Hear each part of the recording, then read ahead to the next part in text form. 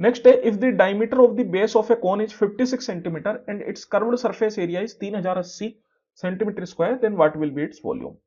देखिए डायमीटर अपन को दे रखा है कोन का, बेस ऑफ कोन, ये कोन बन गया कुछ इस तरीके से। तो अगर डायमीटर है 56 के बराबर तो रेडियस कितना हो जाएगा, radius equal to diameter by 2, तो रेडियस हो गया 28 और कर्व्ड सरफेस एरिया दे रखा है, वॉल्यूम अपन से पूछ रहा है। तो वॉल्यूम के लिए जो अपन फॉर्मूला जानते हैं वो होता है 1/3 पाई आर स्क्वायर एच। तो रेडियस तो है लेकिन हाइट नहीं है, तो हाइट निकालनी पड़ेगी। हाइट कहां से निकाले, तो हाइट अपन निकालेंगे कर्व्ड सरफेस एरिया की मदद से। कर्व्ड सरफेस एरिया क्या होता है कौन का, वो होता है पाई आर एल। तो ये पाई आर एल अपन को दे दिया 3080, पाई तो 22/7, रेडियस 28 और एल मतलब स्लेंट हाइट जो कि यहां से अपन निकालते हैं। तो चलिए ठीक है, अब इसको करते हैं। 28 से काट दूं, 7 से काट देता हूं पहले, है 7 का एक बार में, 7 का 4 बार में, और फिर 4 से काटे तो 4 का 7 बार में 28, फिर 7 बार में 28 जीरो। अब ये 22 से कट जाएगा, मैंने सोचा 22 से कितनी बार में चल जाएगा, 22 से ये 35 बार में चला जाएगा,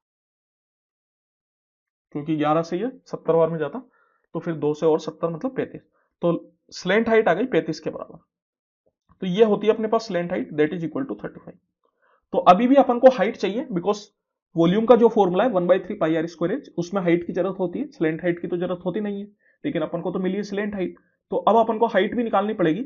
अपन जानते हैं ये जो हाइट, रेडियस और स्लेंट हाइट है वो आपस में मिला के एक 90 डिग्री मतलब राइट एंगल ट्राइंगल बनाती है। तो राइट एंगल ट्राइंगल बनाती है तो पाइथागोरस थ्योरम फॉलो करेगी। तो यहाँ पे अपन को हाइट निकालनी है। हाइट निकालने के लिए अपन चाहे तो ट्रिपलेट देख सकते हैं। अब 28 35 से तो आपको कोई ट्रिपलेट मालूम नहीं होगा, तो आप क्या कीजिए, इनका रेशियो ले लीजिए। रेशियो अगर आप लेंगे तो ये 7 से 4 बार में, ये 7 से 5 बार में। अब 4 और 5 से तो कोई ट्रिपलेट मालूम होगा ही होगा, क्या होता है 3 4 5। दैट मीन्स मैं बोल सकता हूं कि 3 4 5 रेशियो होना चाहिए था। तो अपन ने 7 से कैंसिल आउट किया था, उसके बाद 4 5 आया था, तो इस 3 को 7 से मल्टीप्लाई करना पड़ेगा, दैट इज 21।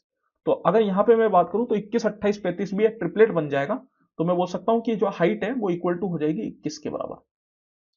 तो अब बस फॉर्मूले में वैल्यू पुट करनी, तो 1/3 पाई हो गया 22/7, रेडियस है 28, तो 28 का स्क्वायर मल्टीप्लाई हाइट, हाइट कितनी है 21, ये 7 3 21, 21 से तो 21 चला गया अपना, तो 22 इंटू 28 इंटू 28।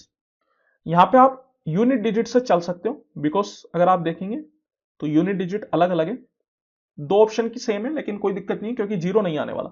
जीरो आने के लिए 2 और 5, 1 2 और 1 5 कम से कम चाहिए होता है, जब ही जाके यूनिट डिजिट जीरो आ सकती है। लेकिन ना तो यहाँ पे 5 है, 5 नहीं है, 2 तो है लेकिन 5 नहीं है, तो इसका मतलब यूनिट डिजिट जीरो नहीं आएगी, तो या तो 8 आएगी या 1 आएगी।